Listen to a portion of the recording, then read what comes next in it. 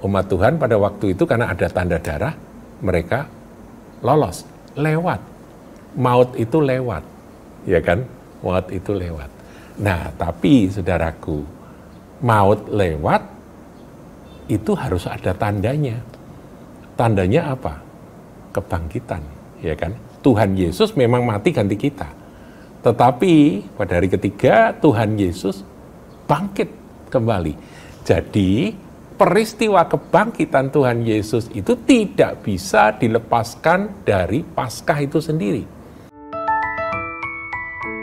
Shalom saudaraku, masih dalam suasana Paskah, kita akan belajar tentang istilah Paskah itu sendiri. Hari-hari ini ada banyak pertanyaan ya, masih seputar Paskah. Salah satunya adalah Paskah itu sebetulnya merayakan atau memperingati kematian Tuhan yang kita lakukan dengan menyelenggarakan Jumat Agung ya, ibadah Jumat Agung, atau perayaan kebangkitan Tuhan. Ya, itu menjadi pertanyaan, saudara. Paskah itu yang mana? Yang Jumat Agung atau yang hari Minggunya, yaitu perayaan kebangkitan Tuhan. Nah, kita akan belajar dari firman Tuhan, saudaraku ya.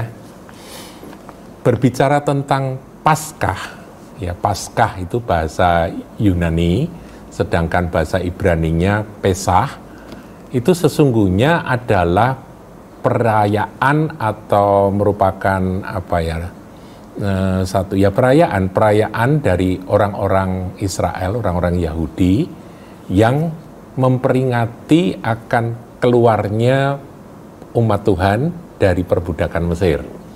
Nah, itu bisa kita lihat saudaraku sejarahnya, sejarah Paskah ya, dari Keluaran 12. Ini saya comot, saya ambil cuplek dari cerita bagaimana mereka menyembelih domba Paskah itu, saudaraku ya. Saya bacakan. Keluaran 12 ayat 21. Lalu Musa memanggil semua tua-tua Israel serta berkata kepada mereka, "Pergilah, ambillah kambing domba untuk kaummu dan sembelihlah anak domba Paskah." Anak domba Paskah. Jadi di sini istilah Pesach itu muncul. Ayat 22, kemudian kamu harus mengambil seikat hisop dan mencelupkannya dalam darah. Itu hisop itu tanaman begitu, saudaraku ya, seperti rerumputan begitu. Itu seikat. Celupkan dalam darah yang ada dalam sebuah pasu, dan darah itu harus disapukan pada ambang atas pada kedua tiang pintu. Ya, jadi di atas dan di samping ya, kedua tiang pintu. Maka Tuhan akan melewati pintu itu. Perhatikan, Tuhan akan melewati pintu itu dan tidak membiarkan pemusnah masuk ke dalam rumahmu untuk menulahi. Saudaraku, Paskah itu asal-usulnya dari peristiwa ini. Ini adalah malam sebelum umat Tuhan keluar dari Mesir. Tuhan perintahkan mereka menyembelih akan anak domba Paskah, kemudian darahnya itu ditaruh di sebuah pasu dan pakai hisop dicelup, dioleskan di ambang pintu dan di tiang-tiang pintu. Nah, kemudian dikatakan Tuhan akan melewati pintu itu. Lewat, kata lewat itu saudaraku, kata lewat itu Paskah. Paskah itu artinya melewati. Passover ya, melewati. Nah, peristiwa ini kita tahu yang tidak ada tanda darah, rumah-rumah yang nggak ada tanda darah, yaitu rumahnya orang-orang Mesir, yang bukan rumah orang Yahudi, orang Israel, itu anak sulungnya mati semua, saudara. Itu peristiwa yang sangat mengerikan. Jadi, tanda darah itulah yang membuat anak sulung yang ada di dalam rumah itu selamat. Artinya maut tidak menghampiri mereka. Mereka tidak mati. Mereka tidak binasa. Nah, besoknya mereka keluar, saudaraku, dari Mesir ya. Nah, itu tulah yang ke-10. Ini adalah arti Paskah, dan itu diperingati oleh orang Israel terus ya, sepanjang masa diperingati terus, saudaraku, dengan penyembelihan domba Paskah itu. Nah, sekarang Paskah dalam pengertian Kristen itu seperti apa? Nah, ini yang perlu kita pahami, saudaraku. Kita tahu bahwa Tuhan Yesus itu adalah penggenapan dari anak domba yang disembelih itu.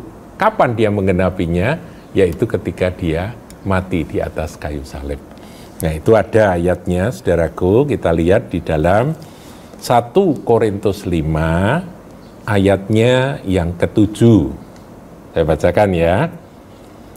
Buanglah ragi yang lama itu supaya kamu menjadi adonan yang baru. Sebab kamu memang tidak beragi. Nah, kalimat berikutnya perhatikan.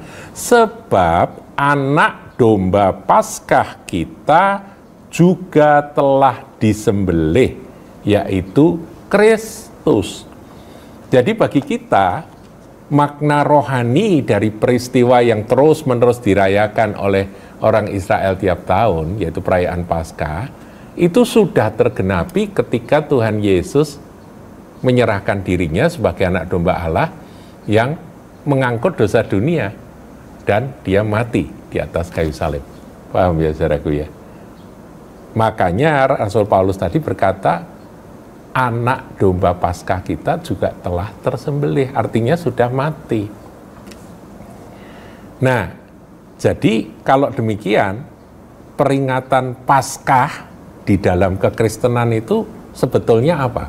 Ya, memperingati kematian Tuhan yang kita lakukan dalam ibadah Jumat Agung itu. Namun, saudaraku, istilah Paskah itu ternyata di dalam kekristenan berkembang.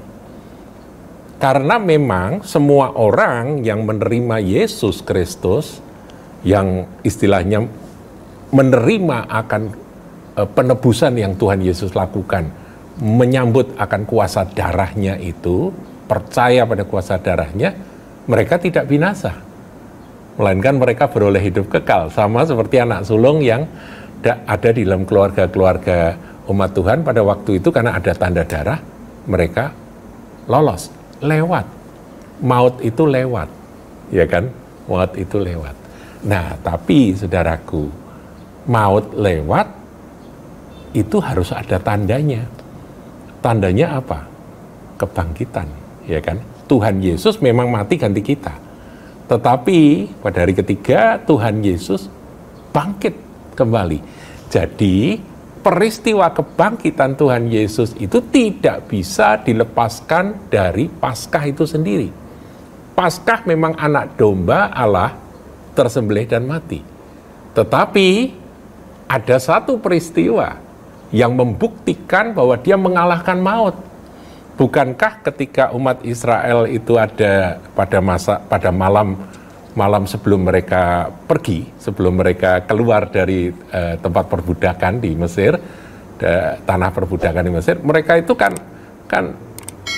lewat ya, mautnya lewat, dombanya mati, betul, dan mereka lewat.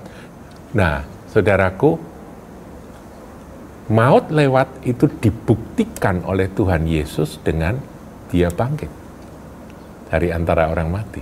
Nah, ketika Tuhan Yesus bangkit dari antara orang mati sebagai yang sulung ya, nah itulah peristiwa yang satu paket dengan peristiwa Jumat Agung itu. Dan itu kita peringati biasanya pada hari Minggu, saudaraku.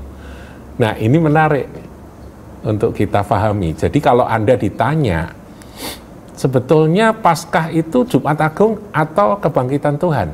Dua-duanya, gitu ya. Karena kalau mati saja tapi nggak ada kebangkitan, bagaimana? Begitu ya. Kemenangan kita jaminannya tidak ada. Nah, itu ada juga di dalam 1 Korintus 15, kalau saudara lihat ya. Ini ada satu ayat ya. Tetapi andai kata Kristus tidak dibangkitkan, maka sia-sialah pemberitaan kami, dan sia-sialah juga kepercayaan kamu. Jadi kematian Yesus memang penting, tetapi kematian tanpa kebangkitan itu sia-sia, saudaraku. Jadi lihat ayat 17 sekarang ya, ini lebih lanjut ya. Dan jika Kristus tidak dibangkitkan, maka sia-sialah kepercayaan kamu. Kita mau beriman kepada Yesus yang mati saja, itu sia-sia, kata Rasul Paulus. Dan kamu masih hidup dalam dosamu. Kita pasti akan tetap hidup dalam dosa, karena tidak ada kuasa kebangkitan tersebut. Jadi, saudaraku, kematian Tuhan Yesus memang penggenapan dari Paskah Perjanjian Lama, yaitu anak domba Paskah yang disembelih, itu ya. Tapi kematian tanpa kebangkitan juga sia-sia, ya kan? Dengan demikian, kalau kita merayakan Paskah, Happy Easter, Happy Passover, begitu ya. Itu ya sudah, itu artinya Yesus mati, Yesus bangkit. Dua-duanya, saudaraku. Ya, jadi mulai sekarang untuk setiap kali kita memperingati Paskah, saudara jangan bingung. Paskah itu satu paket, yaitu kematian Tuhan, dikuburkannya Tuhan, dan dibangkitkannya Tuhan kita, Yesus Kristus. Dan kita bangkit bersama dengan Dia. Haleluya, Tuhan memberkati. Jangan lupa like, comment, share, dan subscribe channel GKBK Hal Semarang.